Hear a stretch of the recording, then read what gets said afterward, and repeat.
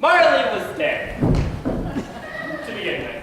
Everyone knew it. As dead as a doornail. As dead as a leftover. He kicked the bucket. He expired. He's an ex-Marley. He's run down the curtain and joined the choir invisible. He's dead. So, moving on. Once upon a time, on what else? Christmas Eve, Scrooge's Marley's business partner Scrooge sat busy in his camping house. I'm sure you've heard of Scrooge. Ebenezer Scrooge. Ebenezer, like the old hymn. Here I raise my Ebenezer. But I digress. Now, on this particular Christmas Eve, Scrooge kept being interrupted in the middle of his work. First by his clerk, Bob Cratchit. Mrs. Scrooge. Then by his nephew, Fred. Merry Christmas, all! Next by a charity worker. Mr. Scrooge, I wonder if you like. And finally, some guy named Charlie. I have great expectations for you. What the dickens? Oh, he was a tight-fisted man, grindstone Scrooge. A squeezing, wrenching, grasping, scraping, clutching, covetous old sinner. You never gave Bob Cratchit a day off, not even on Christmas. A national holiday. It's like the opposite of the post office. But finally, calling it a day, Scrooge went home and had himself some Campbell's chunky soup. Thanks for sharing. And putting on his kerchief and cap, he settled himself down for a long winter's nap. When what he was wondering I should appear, but a transparent Jacob Marley.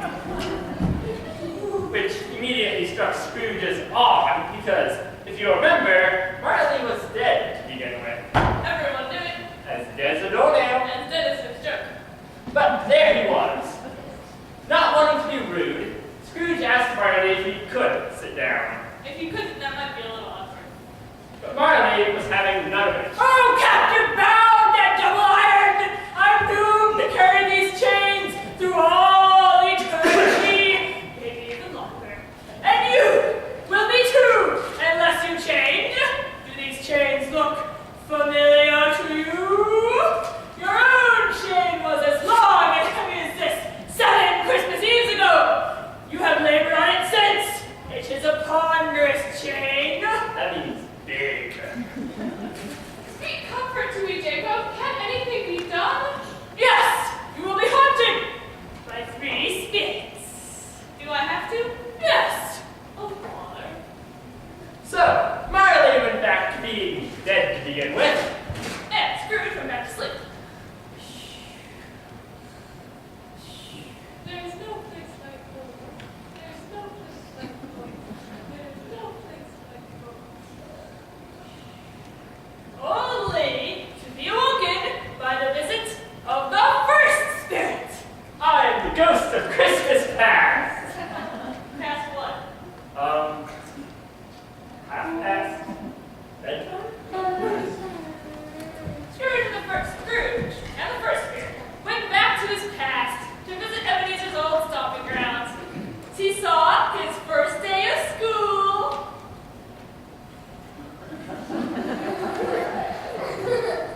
Since it was Scrooge, he saw his very first job. You like fries with that?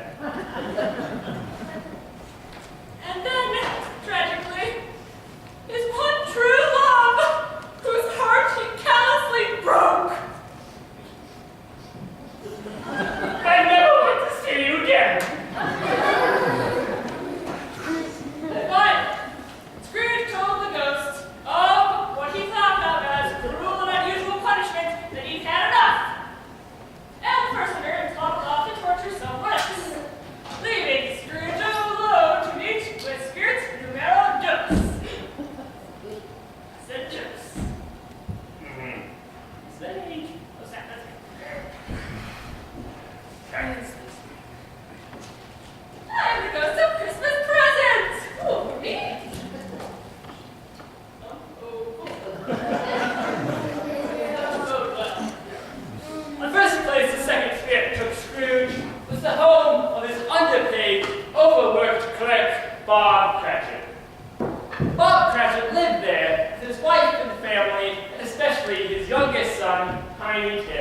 who was a very sickly child. Because Scrooge didn't pay Bob Cratchit very much, all they could afford was the very meagerest of Christmas dinners. All right, who's hungry for some spam? I do like spam. But they were very thankful for it nonetheless. God bless us, everyone. Well, while Scrooge and the second spirit were leaving the house, Scrooge had a question. Spirit, will Tiny Tim live sickly? I see a vacant seat in the chimney corner and a crutch without an owner.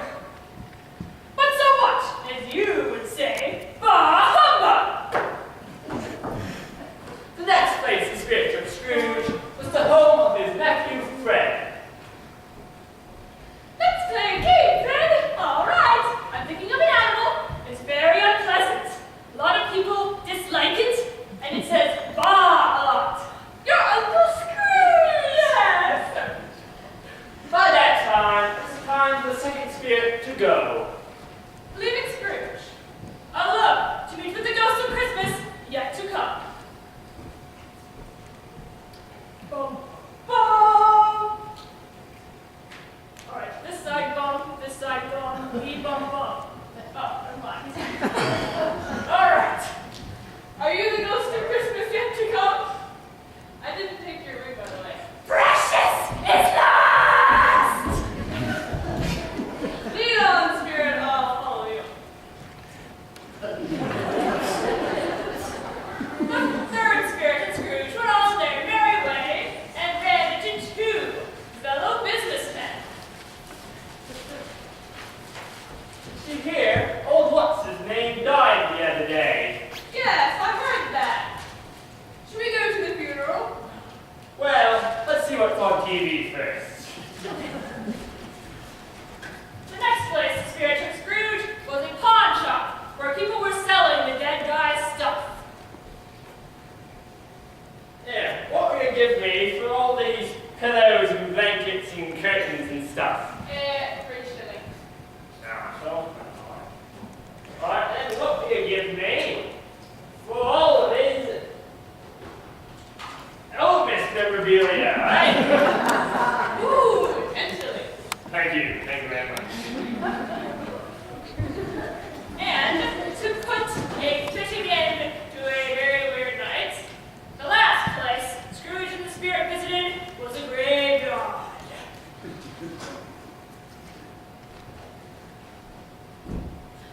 No, not Tiny Tim! I could have saved him!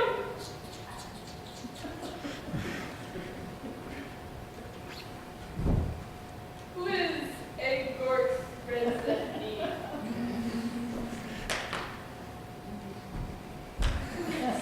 No! Ebenezer Scrooge! Oh no, spirit! I will change! I promise! Give me my life back! I will change! Scrooge fell to the ground in a heap, and then, Bang! He was back in his bedroom! safe and And sound, alive! on Christmas Day. Yes! Scrooge was so happy he fell down the stairs.